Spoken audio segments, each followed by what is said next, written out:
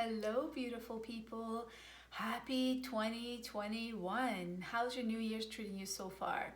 This is my first YouTube video of the new year, and I've had so many thoughts and ideas and things that have been going on. So today, I want to share with you the importance of catching ourselves in any pattern, but specifically our worry, right? And worry is kind of like the cousin of doubt, and their father is fear.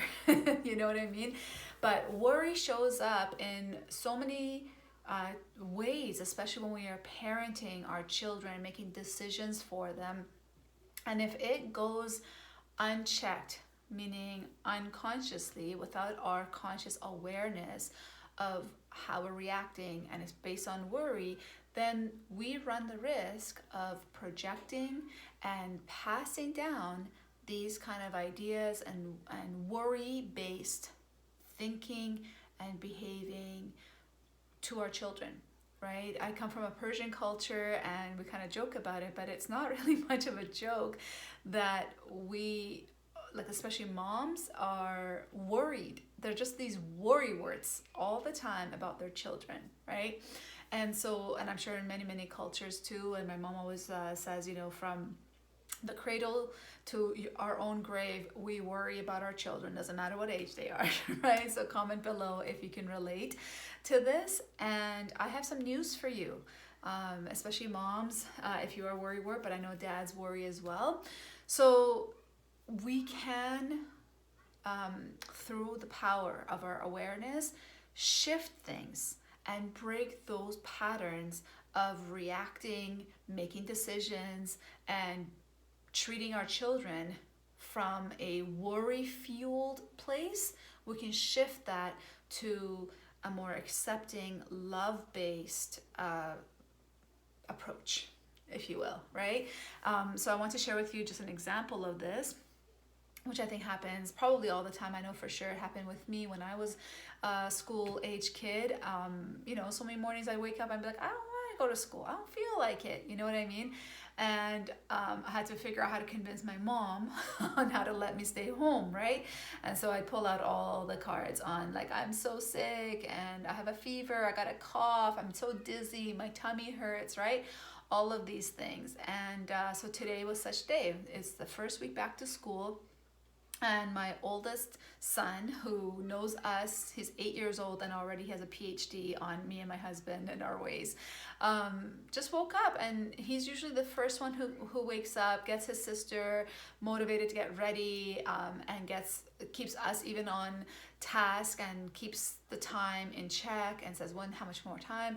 But today he woke up different. Today he woke up not feeling like going to school. You know what I mean? And so, of course, all the thoughts came in my mind of, if I let him stay home, he seems fine, then what's going to happen? Then he's not going to go to school. And then he's going to get into this, idea that he can just skip school whenever he feels like it. And then what's going to happen? He's going to start skipping school regularly, especially during this whole COVID time. Any type of, sickness even they get sent to the office, or they go to the office, and then we're called to come pick them up. There's zero tolerance for any level of illness, right? For children, we're supposed to even do a morning check every single day before they even go to school, right? So the point I'm trying to make is, I had the awareness that there's that fear and the story that's attached to it, right? The fear, the worry of, what if I let him get away with this and stay home? What's that going to be in the future? So now I'm projecting into the future all of my worst case scenarios, right? End game being that he's basically going to be miserable in life, drop out of school, be on drugs, a whole bunch of unhealthy relationships, low self-worth, all of that, right? I can catastrophize. But the difference of this powerful awareness that we have is that we can catch ourselves, right? We can be kind to our worry wort within us. That's running the show sometimes. Well, running the stories and making us feel like, oh my God, we have to like respond from this, right? And say, absolutely not, no way, no how, you're going to school, end of story, right? So what I did today was, and the kids catch you at the worst time. I was like groggy, just waking up. I was like, oh, really, child? Like, come on, can we just get to school so that I can get to work and then it's all smooth sailing? You know what I mean? Like, I got a routine. I got things to do. I don't have time for you to stay home. All inside my head voice. But what I do is I buy time, right? So I want to share with you a couple of strategies and stuff, right? So I bought time. I said, you know what, sweetie, let's just wake up, let's have some breakfast, see how you feel, right? So it's not saying yes or no. So moms, especially dads too, just this pressure. Like, I know with children, it just seems, everything seems so urgent and so intense and so much pressure to like decide, make a decision. But I'm here to tell you that you don't have to. You can hold space for your child's anxiety or their, strong, intense emotions, remembering that they don't have that frontal cortex yet to really manage those emotions. So they're just like flooding, that their brain is just like, if we were like to peek inside, it'd just be like all kinds of emotions firing off, and they're flooded with those emotions. They're dominated by their emotions. That's what their children and even teens are so impulsive, right? So we can hold space for their emotion and our emotion, kind of holding space with our awareness. So this is like the task. This is the toughest part about parenting, is doing this dual task of holding space for your child, but also holding space for yourself without like projecting and reacting from the two intense emotions. They don't want to go to school. They're doing like the power. I have control over my life. And you're doing the worry, worst case scenario, fear. So what do? What would happen if we reacted, right? They're looking to us as a decision maker. If we react out of that fear and worry place and just dominate, basically saying, no way, right? You're going to school, kid, right? What would happen to all of their emotion? And what we know about children is that whatever they're saying on the outside, it sounds like an action statement, but really it's an emotional statement. So there's always an emotional underpinning behind the behavior, even if the behavior is a request. Right? So if we just react from our worry place and make a decision and just go with it, we haven't even understood what's behind, what is the driving force, what is that need that's trying to be expressed through our child's request to not go to school. And of course children could actually be sick and stuff like that, but so today for me, that was like the last thing I wanted to believe, was that he's actually not feeling well, until I slowed down and bought time. I cannot emphasize this enough. As a therapist, I wish I had that gift from my parents when I was little, without me having to worry about pleasing them and that they would be disappointed in me if I didn't perform, and make it to school was one of those things, right? If I wasn't so worried about that and I felt safe to express to my mom that today I just don't feel like going to school, then I wouldn't have lied so much. I think I went as far as signing her name to get me a slip out of school. You know what I mean? Or begging her to like, oh, if the principal calls, like, this is the story I told them.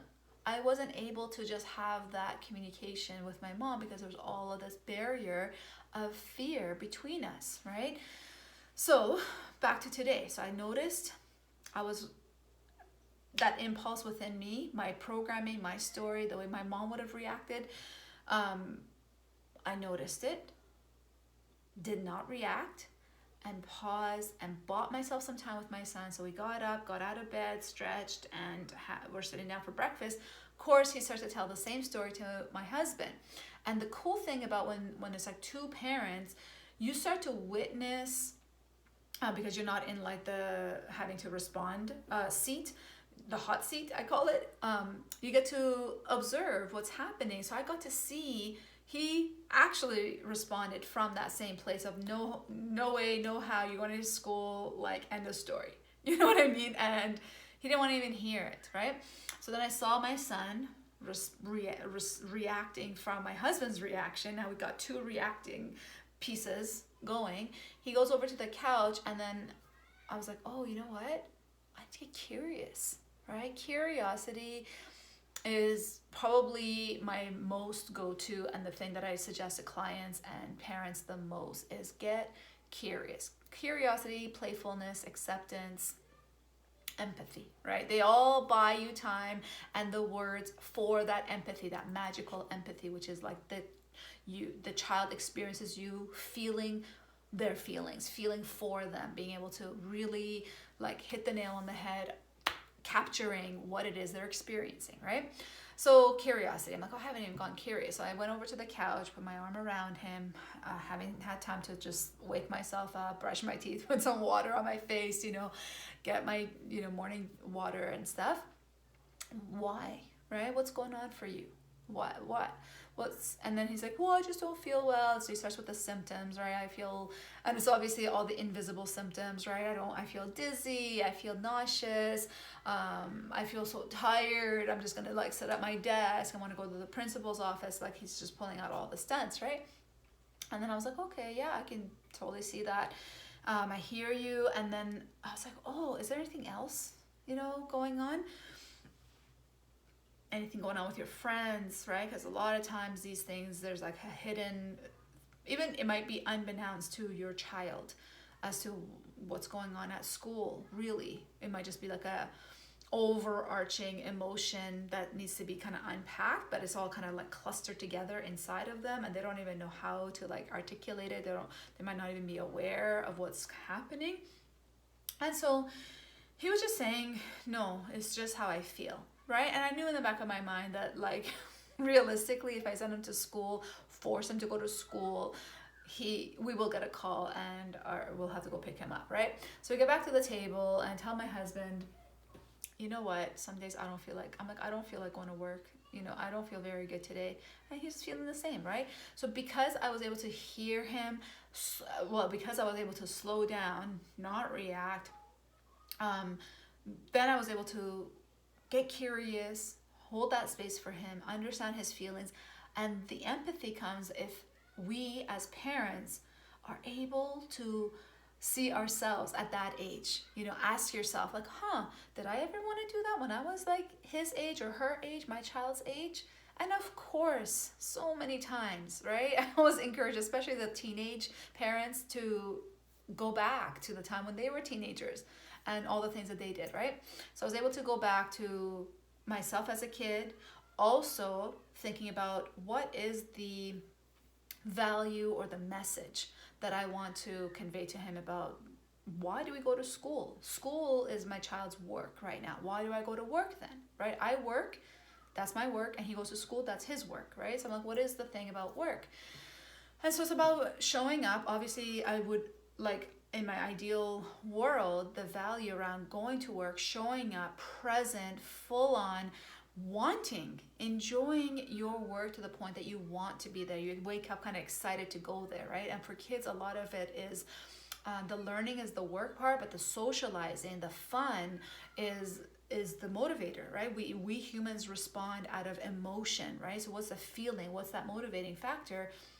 So that's why I always want to check out what's going on in the social realm. Like, how is he feeling when he's at school? How are the friends getting along?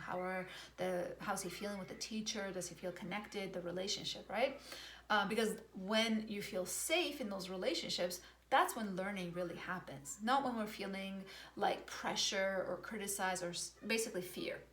So the cool thing today was that I was able to see my husband's fear, and that he reacted from the fear. I was able to kind of understand my husband because I was in that place, and understand my child. So the beauty of slowing down and tapping into your awareness is that you can really connect without shaming, blaming, judging yourself or your family members for what they're doing, because you're so connected to yourself and the human experience that you went through, that you can also connect to them. Because when we get into like judging and blaming and shaming, it's all again feeding the ego-based fear. I know I haven't really talked about ego, but it's about the ego-based fear. And then when we settle into our hearts, and that's when we are heart-centered. Everything we say, we've opened up our heart, right, to really feel what they're feeling, to really experience it, to really understand it. So that's where the curiosity is, seeking to understand what they're experiencing before, right? So you kind of have to drop the agenda or suspend the agenda of decision making. You have to bring yourself out of the future tense of like the worry, because worry throws us into the future, and come back to this moment, feeling all that you're feeling all that he's feeling, holding container, holding space, non-judgmental, loving, accepting space to make yourself feel safe, and your child and your partner, whoever's, all the players, right, in any relationship. To hold space creates safety when it's non-judgmental. That's the key, right? Nobody's going to feel safe to open up, reveal anything when they don't feel safe. And then I was like, you know what? At my job, I'm a mental health professional. My job encourages me to take time off for me. My ethical responsibility is actually not to show up for work when my energy is off. Because what am I going to do when my energy is off and I'm trying to help someone else and heal the stuff going on in their life? I'm going to have blocks. So I'm not going to be fully open or available or able to really deliver the service that I'm there to deliver, hold the space for my clients. So that's the whole value. If I'm allowed, if I give myself permission to have off days and just not go to work, then why should he not be able to, right? And I know most parents are like, well, kids don't understand and they're gonna just run, and no kid ever really wants to go to school, and then if you give them permission one time, then it's gonna be a shit show. I am here to reassure you that my kid just melted in to the moment. He was so thrilled to just spend the day relaxing. His Legos also came, so I feel like his intuition maybe told him that his Legos are going to arrive today, right? And then we had this beautiful conversation around writing our books together, you know what I mean, and spending time. And I was like, wow, this is so precious. Had I gone with the fear and the worry and had let that dictate my decision making, what would have happened to our connection? And I'm not saying, bend over backwards. I mean, like not have any boundaries, not have any structure, not have any like routines in place for the relationship, right? It's always a balance. But if I had treated him in a way that I don't even treat myself around being able to take a time off, right? Like with my kids, I actually tell them, like, let's plan a time off. When I start to see that they're starting to say, I don't want to go to school, I'm like, okay, let's next week, like I'll take a day off work, you guys take a day off school, and we'll spend time together. You know what I mean? Like really learning to listen. And when I witness him, so if I just reacted and forced him to go to school, what would have happened in our relationship and his view of himself? Right? Because at the end of the day, all the parenting is about helping our children have a strong sense of connection to themselves, being strong within, feeling safe, and giving themselves permission to express their authenticity, not running with all the conditioning of like people pleasing or dominating and controlling other people. Like all of these programs and things that are running amok in our humanity right now, ego-based, right? Fear-based, which stems from like the worry, right? If then he would have had that same feeling that the message would have been, my feelings don't matter. School, so that's what I noticed with my husband's programming. It's the same as my programming. Like school and work is paramount. How you feel and how you be is like bottom of the list. That's our programming. And this is the programming of so many million parents right now. And we are in this interesting, amazing, hard, difficult at times generation of shifting the parenting because of this awareness, this rise in consciousness, this incredible awareness we have to catch the pattern of the past and then make a conscious decision of how we want to show up and what messages do we want to have our children receive from us that is going to influence how they feel about themselves. This is why I'm so passionate about this work, as you can probably tell, is the message of my experience of this school today, how I feel in my body, what I've also expressed to my parents, does not matter had we forced them to go to school. Instead, I'm pretty proud mama moment, I'm just gonna, take that in, was hearing him, right? So now the message is, I am valued, I am seen, I am heard, my experiences matter, and I can make choices. I am empowered to make choices for my life. My biggest message to my kids around food, school, tiredness, a lot of times is listen to your body. What is your body trying to tell you, right? I'm trying to activate their connection to their body, have their intuition be their guiding system, be their inner compass, right? So that's the message I feel like he got. Plus the bonus of us connecting with each other, having that time together today when his sister still went to school. Of course, I had the worry that she's going to follow suit and not want to go to school. That didn't even come up. And I thought, oh no, we're going to be overwhelmed with 2 kids now at home because the 3-year-old is still at home. That didn't happen. You know what I mean? So just want to encourage you. This whole video is about catching our worry wart, right? It shows up in like a wart in various places unbeknownst to us, but with the lens of our like awareness. Oh, there's my worry.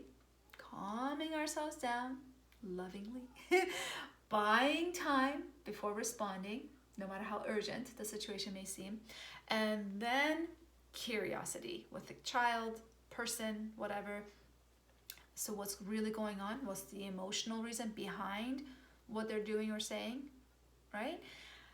Then naturally, organically, our empathy will pour out because we've opened now our hearts. When we're curious, we're dropping out of our fear projecting kind of place and we're dropping into our heart, because our heart seeks to understand others, right? And then we can connect to our own experience and then respond from that place of connection between us, like real deep connection, feeling their feelings, understanding them, relaying to them that, hey, I really get you because I was in that place, and sometimes even now I don't feel like going to work some days, and this is what I do.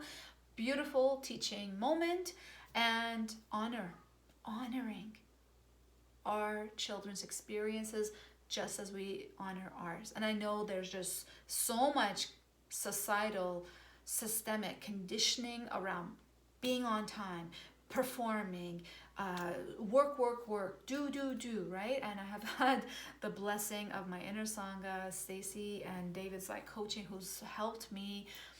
have helped me because I recognize where they used to be, to slow down. That being, and I hear this all the time from my supervisor at work, and I know this too, but it's just sometimes we need that reminder, and let this be the reminder that being able to just be and slow down enough and give yourself permission to slow down and just be in your body, listen to your body, hear your higher guidance, like intuition. Your body's constantly speaking to you, your intuition's constantly speaking to you, right? But we're so conditioned to be up here making decisions from up here that we don't really ever sink and settle and trust, right? But there is a voice, your authentic voice, the truth of you, and that truth is actually why we're here. It is love-based, not fear. And it's not like the mind is always fear, but there is a part of the mind that is like story building, fear, right? Settling in. So that heart and head are married, making, merged, connected, whole person, connected decisions for our lives and our children, and everyone in our lives will benefit from that. Much love to you all. Comment, subscribe, share. I'd love to hear your feedback and how this resonates. Thank you for being you. Thank you for being here.